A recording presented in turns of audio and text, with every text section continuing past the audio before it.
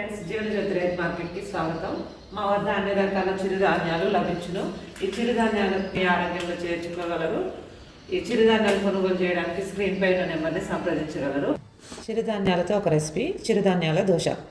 వాటికి కావలసిన పదార్థాలు: కొర్రలు 1/2 కప్పు, ఊదలు 1/2 కప్పు, అండుకొర్రలు 1/2 కప్పు, అరికలు 1/2 కప్పు, సామలు 1/2 కప్పు, రాగులు 1/2 కప్పు, జొన్నలు 1/2 కప్పు, మినుములు 1/2 కప్పు, అటుకులు 1/2 కప్పు, మెంతులు 1 టీ స్పూన్.